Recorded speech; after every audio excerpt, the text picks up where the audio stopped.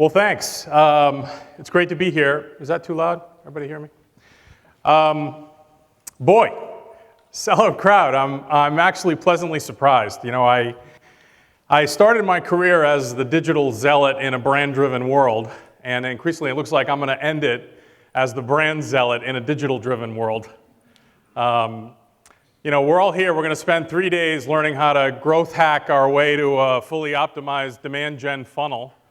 I guess I just want to take 45 minutes today to first share some ideas and then have a conversation about the importance of recognizing that there are real human beings at the top end and throughout that thing. I think it's so easy to lose that in the context of all these amazing tools that enable us to track things and to be data-driven and to measure, and all that is great. But at the end of the day, you know, you're still having a conversation with a person. And we don't want to forget ever that there's meat in the machine, right? So, you know, in thinking about what we were going to talk about today, I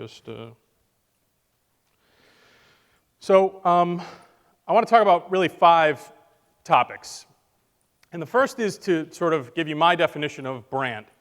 You know, brand is one of these words we use every day.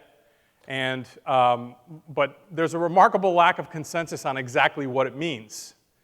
If you put your finger on people and they talk about brands and you ask them, what is a brand? You know, you're going to get a lot of different answers, and for what it's worth, I'll give you mine.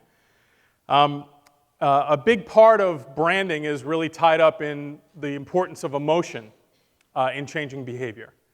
And I want to share some interesting ideas and some actual empirical information about the role of emotion in changing behavior. And from there, I want to sort of shift gears out of theory mode and into practice mode.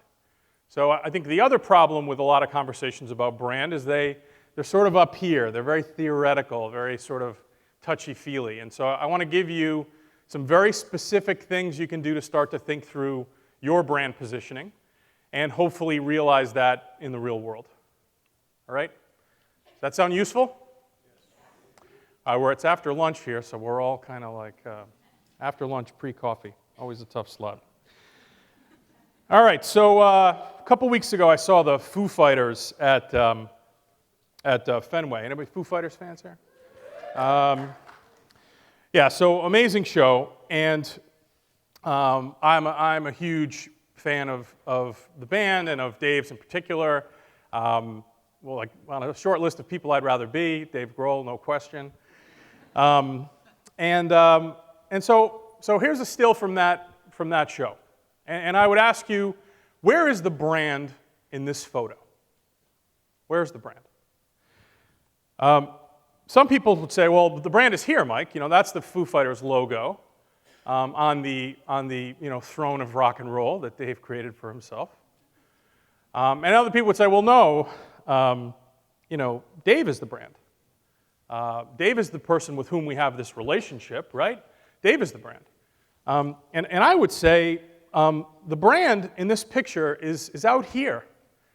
The brand is a set of perceptions, feelings, emotion. The brand lives in the hearts and minds of people out there. I think there's a dangerous tendency to conflate brands with logos, with personalities, with individuals, with you know, graphic standards, and the brand is none of those things. A brand is goodwill towards a company. It's a predisposition that lives out there in the hearts and minds of the people that you're trying to reach. And I think this is really the place to begin a conversation about branding. Here's some other more concrete tweetable nuggets. I think it's useful to think of the brand as the world's collective emotional response to your business. Your logo is the stimulus for that response. Your identity package, your website, all those things are a stimulus. And you find your brand in the reaction of the world to whatever you put out there. The brand is the envelope for your product's rational benefits. And throughout this talk, I'm going to really make that distinction between rational and emotional. Both very important drivers of human behavior. but I think we're seeing, we're in the era of like rational behavior here, despite some irrational presidential candidates.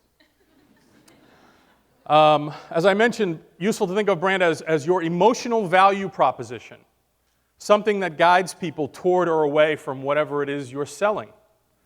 As we'll discuss, we experience the world first emotionally, and then we drill in to a rational understanding because we need that shorthand just to navigate life. And I'll even share some empirical data that evidences that. And the final thing I would say on this point is if you think your brand doesn't matter, well, likely you're not in this room, but for people who say that, don't really understand how we make decisions. So let's talk about brand value. This is a brand that I worked on. And if you take Coke and you disclose the recipe, if you destroy the factories, if you fire the team, you rip up all of their contracts with all of their distributors, all of their relationships, you burn every hard asset of the Coca-Cola company, if you controlled the brand, you could still go out there, type problem, and borrow $79 billion or so against the value of the brand and rebuild it all. Think about that. This isn't some kind of touchy-feely marketing bullshit thing. You could literally borrow $79 billion against the value of this brand and rebuild all of Coca-Cola, having wiped out every one of its quote-unquote tangible assets. Okay, so there's something real here in all this mumbo-jumbo and mystery. So where does that come from? Well, there was a guy named Antonio Damasio, an Italian, of course, wrote a book called Descartes' Error. Anybody read this book? It's an obscure book, but I think it's really profoundly insightful. This guy was a neuroscientist, and what he did was he studied a group of people who were outwardly normal, but who had a specific brain defect that prevented them from feeling. Some of you may have dated one of these people.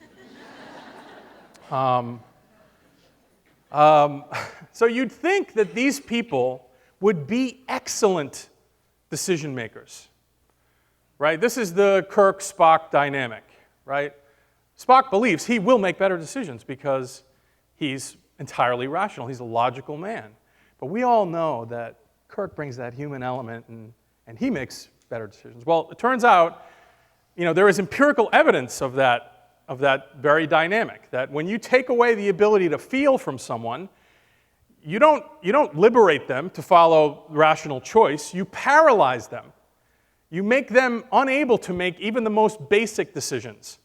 And I'm talking about like whether to pick up a pencil. They can't decide. And this is amazing to me, the relationship between choice and emotion, between action, behavioral change, and emotion is very explicit. We are wired to reflect this relationship in ways that marketers ignore at their peril. It's not just for silly little stuff. It's not just buying gum, at the cash register. Think about the decisions you make that are emotional decisions. The house you decide to buy, I promise you, that's an emotional decision. Getting married or unmarried, both driven by emotion. The job you take, whether or not to have kids. No rational person would have more than one child. I have 4. The school you go to, the places you travel, you are making big decisions in your life every day based on emotional drivers. And this whole notion of B2B, so we sell enterprise data virtualization technology, right? It's pretty, surely that is a fortress of rationality. Well, no. I think the myth, this B2B, B2C distinction, are you a C and then you go to work and you're a B until 5 o'clock when you become a C, I don't get it. I say to my team, companies don't buy anything. People within companies buy things. People within companies buy what we sell, and changing their behavior, which is a big part of our job, is dependent on emotional appeals. Now, why is this? Well, we are constantly bombarded by stimulus as we walk around in the world.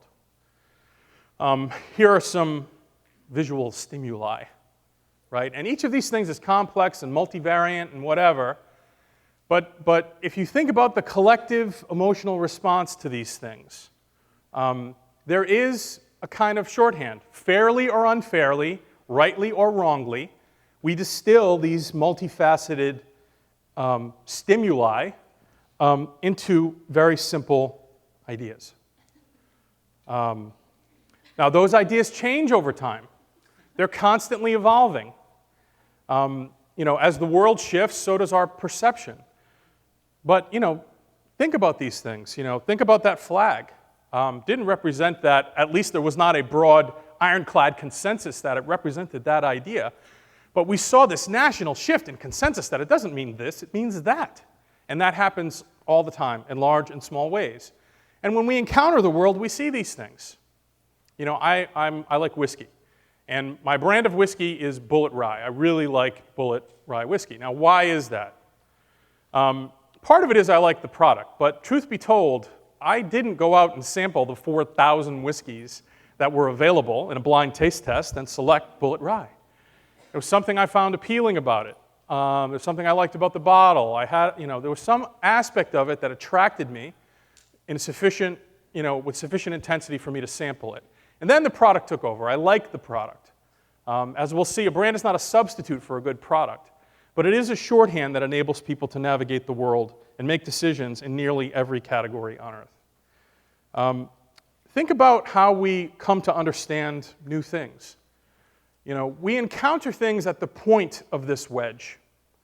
When you meet someone at a party, right? You meet some people and they just give you the whole brain dump of everything about who they are, and you're just like, whoa. And then you're in the car and you're talking to your significant other, and then they say, well, you're talking to that guy for a while. What's his deal? I don't fucking know. The guy's like, I don't know, just like, holy God. I mean, just like, it was terrible. Or, you have people that you encounter them and they open with an idea, or they say something witty or interesting, or they ask a question or whatever. And if you like that, maybe you dig a little deeper. And you have a conversation about something that flows organically from that. And then you go a little deeper.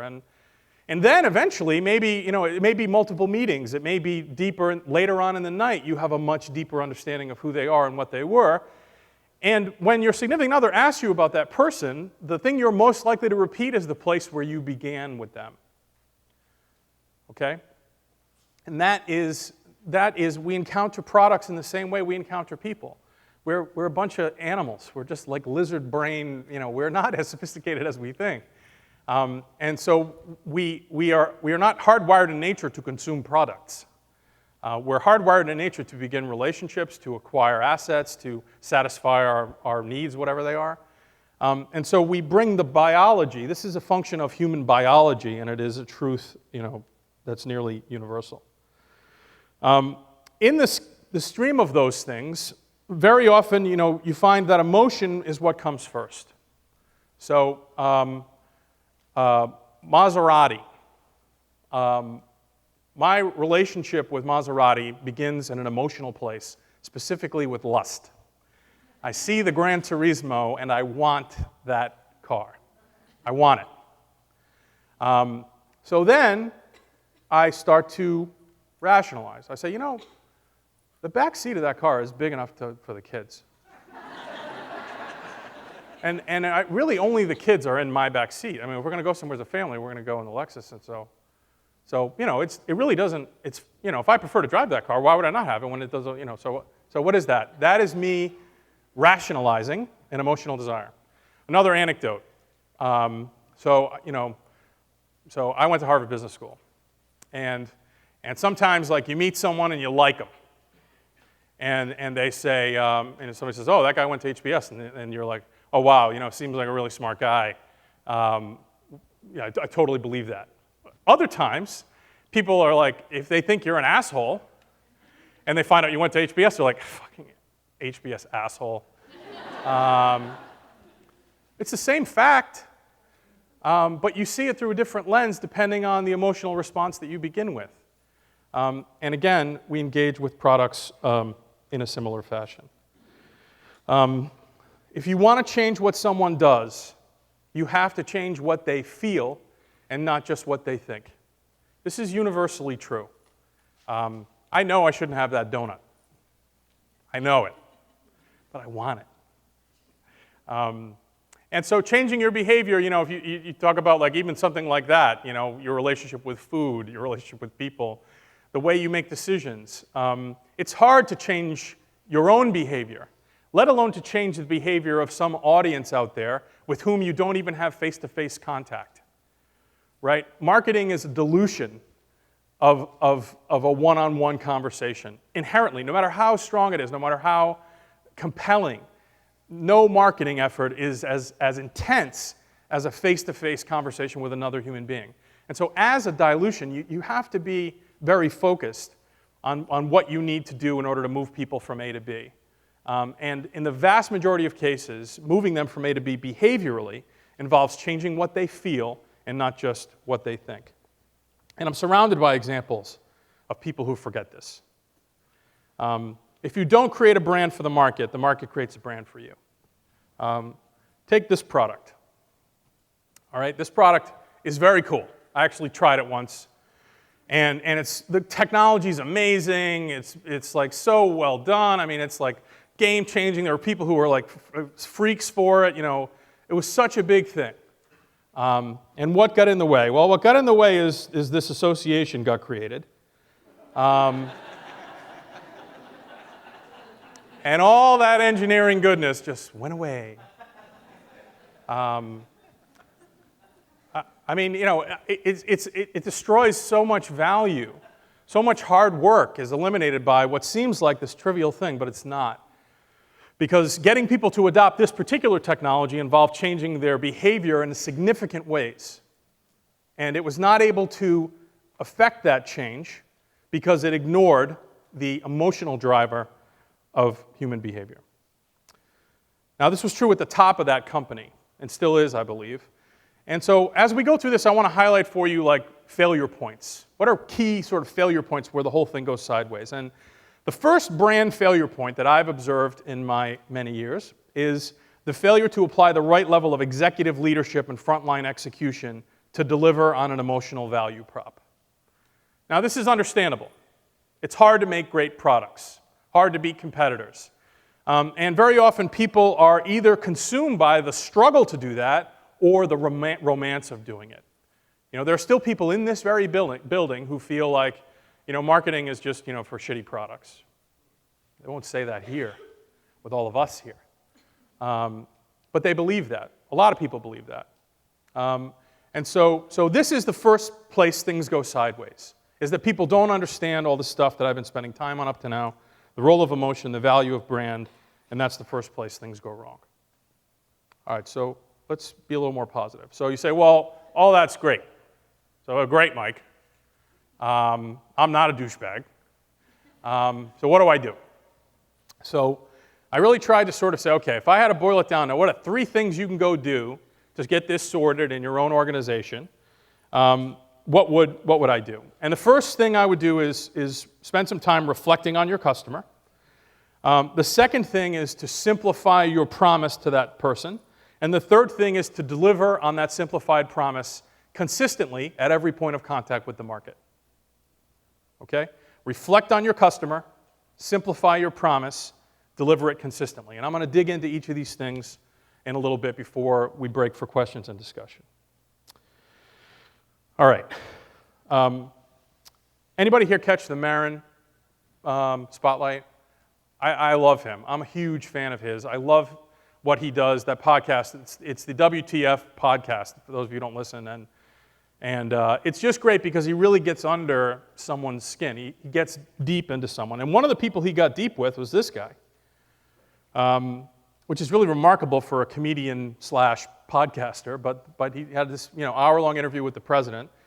And it was all about getting past the persona and to the person. That's what he just said to us. He was really trying to get past the politician, the facade of Obama. He went back and read Obama's first book, which is a very personal book, about his relationship with his own racial ambiguity and his relationship with his father in particular. And Marin's conversation with Obama was all about that. It was a conversation with the person. And I see this all the time in marketing circles, is people are focused on the persona. I think one of the most awful phrases outside of consumer, which is like, no one wants to be a consumer, is target audience. Anybody want to be in the target audience? No. So don't do that to people.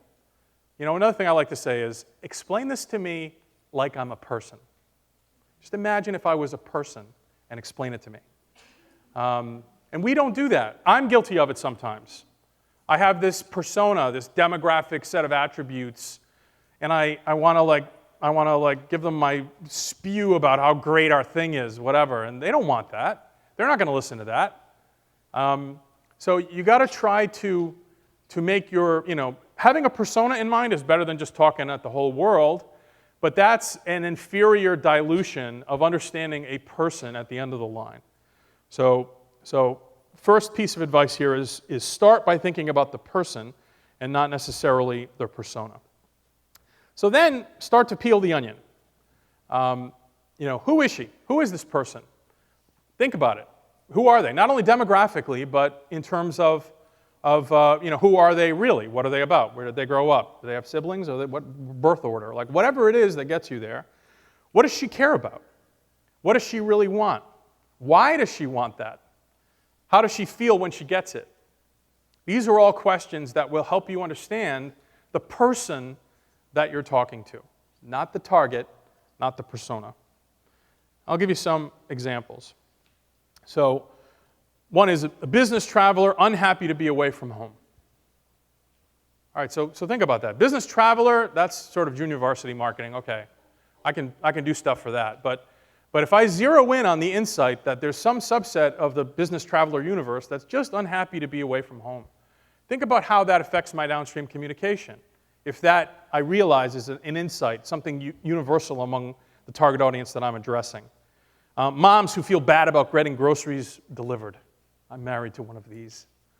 And I don't, initially I didn't understand it. I get it now. She wants the right bananas, not the bananas they pick. It's very complicated. But I think a lot of the online grocery folks didn't deal with this emotional reality, and they were unable to change behavior as a result.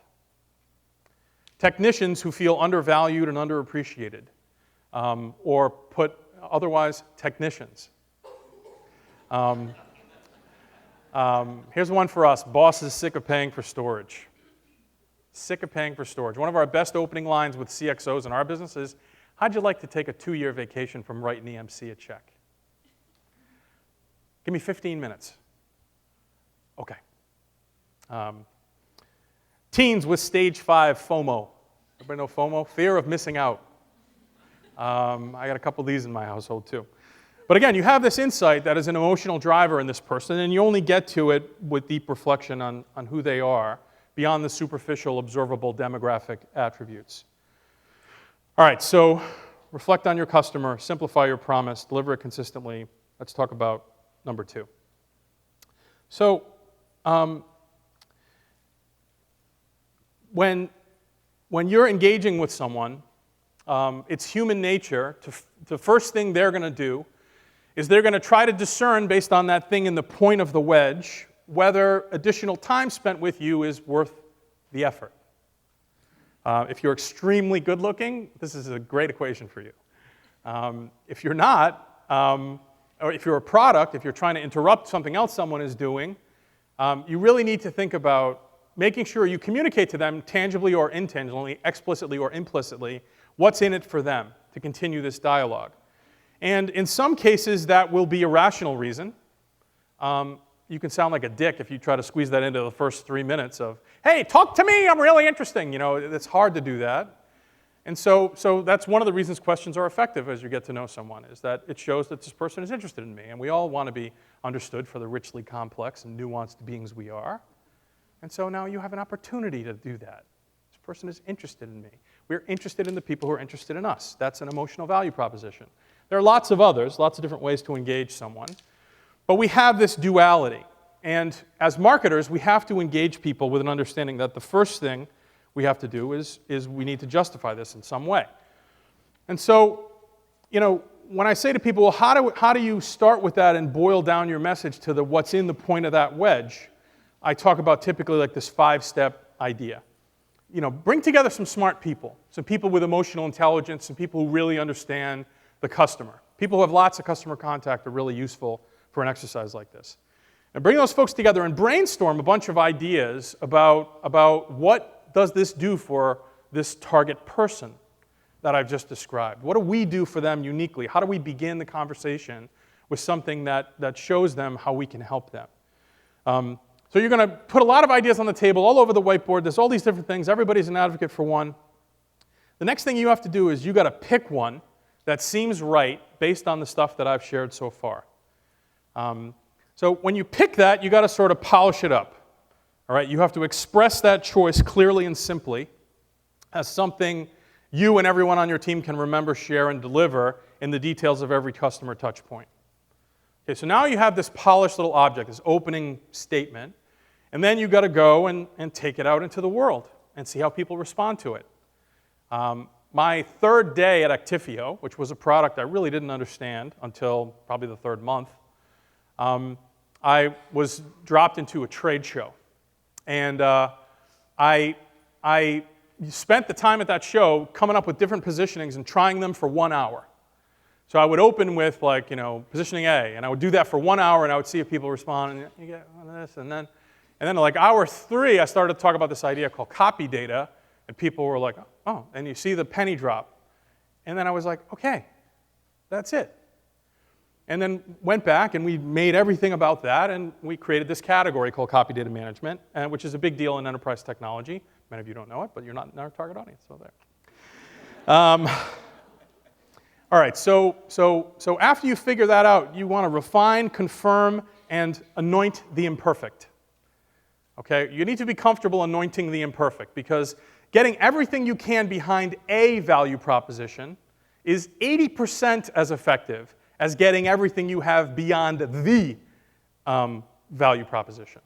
Right? If you focus all of your energies on one thing and just hammer that everywhere, that's better than like debating endlessly whether it should be an and or an or a the or a the or whatever it is. All the obscure like arcana of like how taglines and all that nonsense. Figure out a way to tell the story quickly, an opening line, a way to tell it and that communicates a value prop to the user. Validate that with the outside world, and then commit to it 1,000%. Examples, following on the folks that I talked about. Enjoying the road a little more. Confidence of delivering the best to your family. Recognition of solving a real business problem. Freedom from the hassle and expense of 20th century technology. The joy of feeling you're a part of the group. So you can see how those ideas for the people that I talked about earlier might be a good way to start a conversation. A warning. Avoid the stain-fighting power problem. You cannot launch a detergent with stain-fighting power. Why? Because every detergent has stain-fighting power. And stain-fighting power is white noise to the consumer. Of course, yeah, I get it. Stain-fighting power, yeah. That's not distinct from the claims of competition. So again, it becomes white noise in the marketplace, not effective. This is the second brand failure point. It's the failure to decide on a single, simple brand promise for your customer, to evaluate the full range of options, but then to pick one that's true, relevant, motivating, and distinct from the claims of your competition. Okay, that's the second place things go wrong in your journey. All right, got this funky build here. Now we got to deliver it consistently. Okay, so why is consistency so important? All right, this is my girl, Lindsay. There was a time when Lindsay was the bomb. Let me tell you. Now we don't like Lindsay. I feel for her. I feel like we had a relationship. It just went sideways. Part of the reason we don't like her, we respond negatively to her, is we don't know who she is. She's like all over the place. She's this way, she's a redhead, she's a blonde, she's a mess, she's a leader, she's got her act together, she's on drugs again, she's in court, she's on rehab. We don't know who she is, and so we don't like her. you've been dating someone and things are going well and you think they're such a good person, and you're on the third date and they treat a waiter like shit. And you're like, whoa, you have a contrarian data point now. And that casts a shadow on your whole understanding of this person. One data point, like, whoa. People do that with brands too. You're all about this, this, this, this, this, and they say over here. Well, over here they say they're about that, and they're like, well, I don't know what the fuck they are, you know. Contrast that with this guy. Who saw him on Stephen Colbert? I mean, he's the man. He's the man in a goatee. He's the man, whatever facial hair configuration. But George is always George. George is just George. Like and it's remarkable for an actor to have such consistency of persona. But he does that, and we like him because we know him and we feel like we understand what he's about. Repetition breaks through. You know, we're in the middle of a presidential campaign, as I commented on a little while ago, and you know, having messaging discipline is so important for candidates, something they struggle with. CEOs too, as my compatriots will acknowledge. Hard to keep them on message. Because you make them the chief repetition officer. That's what a presidential campaign is. It's saying the same thing again and again and again until you want to vomit. But that's what it takes. Because when you've said it 7 times, most people are only hearing it for the first. All right. So I want to give you an example of all this coming together before I close. WESTIN hotels. So I spent a lot of time on the road, and I really love WESTINs. And this is my inference about what happened in the brand war room of WESTIN, you know, way back in the day. So when applying this methodology, so the way I think about them, thinking about their audience, is they said, well, we have a certain group of people for whom being on the road kind of sucks. I feel and I look like shit. I really need to get my act together. And you know, this is the voice of an affluent middle-aged business traveler. But see the emotion? That emotion in it, for me, is what differentiated the subsequent execution, which I'll share with you in a moment. So what they came up with for this was substance, product, a real program. And that program is called the Be Well program. Play well, work well, feel well, sleep well, eat well, move well. They put this on the website, but they did way more than that. This sensibility, this emotional value proposition is everywhere at a WESTIN. Everywhere. Things encouraging me to be well, to take care of myself. I feel like they care about me, and I am positively predisposed to them as a result. It's such a powerful example of such a mundane thing. You know, at some level, like, who gives a shit what it says on the sticker that hangs on the water? But, you know, they want me to hydrate. You know, they know. I got to hydrate. I just got off a plane. I'm like, you know, and it's consistent. That's branding. That's what it's all about. So the final brand failure point is the failure of communications discipline in the delivery of that same brand promise at every point of contact with the customer. The same one every time. If you're bored, I don't care. They haven't heard it yet. How do we be rock solid consistent in the way we communicate our value prop? I'll say this. If your product sucks, your brand won't save you. If it sucked staying at a WESTIN, they got to get everything else right for me to get the emotional value prop. Brands live on the emotional plane of customer experience, but if you reflect on the slides that I've shared and the failure points that I've articulated, great brands are built on a foundation of executive leadership, customer understanding, insight on potential to add emotional value, and product quality over time. All right, so to recap, your brand is out there in the hearts and minds of people you care about. It works on the emotional plane that drives behavior in all people. Your brand is grounded in the substance of your product, insight, and leadership. It helps to begin by pretending your audience is a person. Talk to them like they are. They are. Talk to them like they are.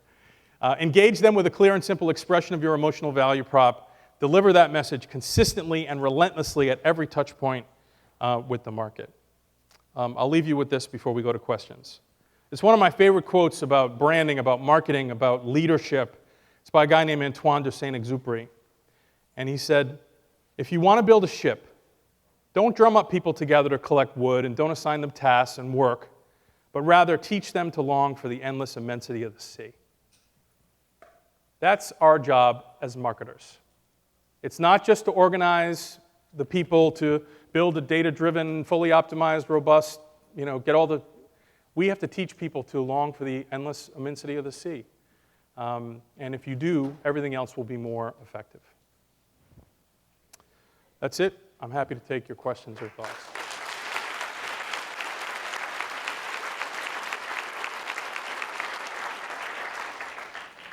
All right, we got a mic. Anybody got a question, thought, idea they want to share? If you're closer to the middle, just by request for the cameras, because these are all recorded, either go up and ask them, or I'm going to pass them down the rows. Start with you. We got one over here and one over here. Yeah, so I totally thought you were... You know what, let's get the mic over to you so we can record this, but let's get this young lady first, then we'll come over. I promise you're next. Okay, so in talking about simplicity and focusing on a single message and delivering that consistently, what happens when you have a brand and a company and a product that relies on two or three or more than that, very different types of customers, and not just they like the product for one reason or another, the product's actually used in very different ways by different customers, and the use of the total product depends on those three different customers using it. Yeah, I would think really hard for a long weekend about a universal constant among all those three. And I bet if we really focused on it, we could figure out something universal across those folks. In cases where you can't, you have to fragment your marketing effort, and you have to distill a value prop for each. That is a very expensive, time-consuming. It adds, you're multiplying the complexity of your whole marketing program if you can't come up with something sufficiently abstract as to be universal. So there's no absolutes. I would really encourage focusing on that, a level of abstraction that is universal to all three targets. If you can't come up with that, you're going to need to fragment your marketing and target each with the prop that's relevant for them. We're actually doing some of that now in the way that we're approaching the market. It's painful, it's expensive, but sometimes there's no other alternative. Yes, sir. So I thought you were definitely going to mention this quote, people don't buy products, they buy better cases of themselves, or something to that. Have you heard that quote before? Yeah, well, they buy things that signal to the world the person they aspire to be.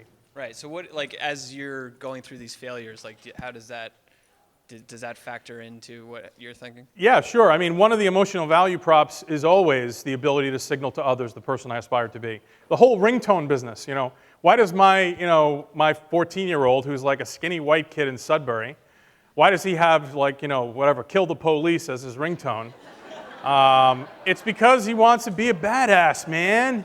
Dad, that's why.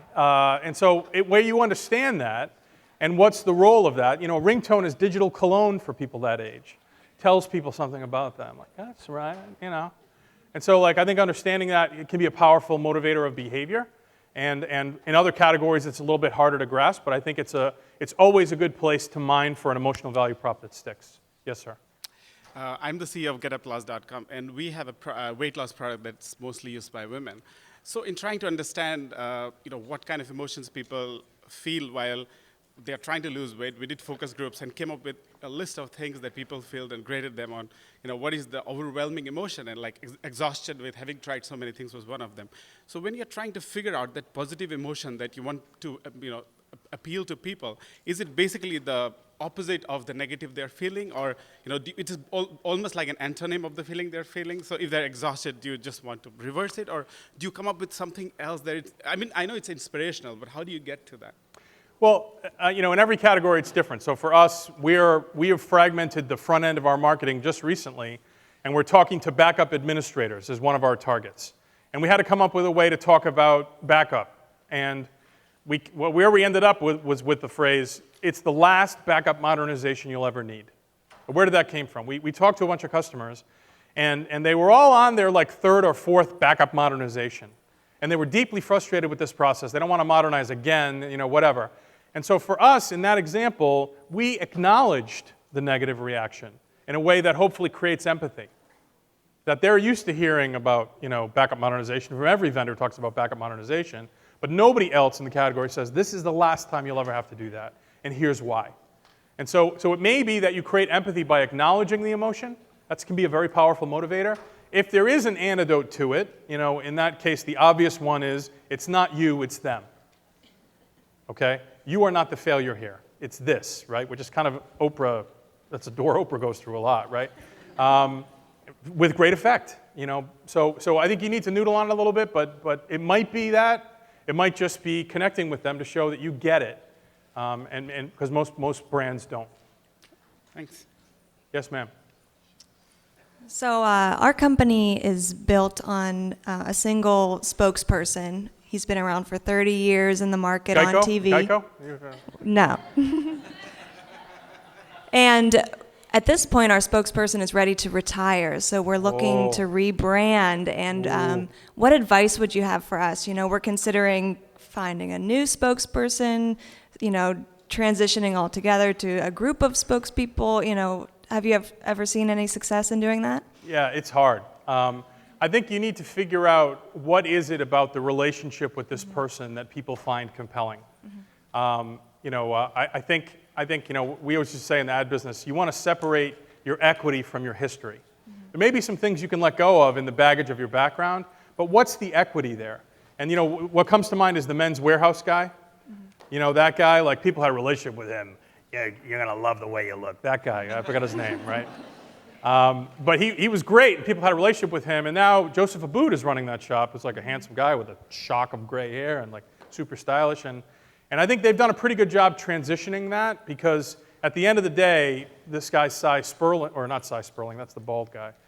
And that guy, it was like, okay, I made these clothes, and I care about the way you look. And there was an authenticity to him. And now when you see the work they're doing with Abboud, he's not some far off, designy, like whatever. You feel like Joseph Abboud wants you to look good. So I think there's an example of someone who got at that core, which was what's important in the relationship with the first guy is the feeling that he wants me to look good, and they've transferred that to another vessel. Great. That's a good approach. Thank you. Yes, ma'am. Hi. What has been the most difficult brand that you've worked on, or the most difficult branding strategy that you've had to encounter? Yeah, this one.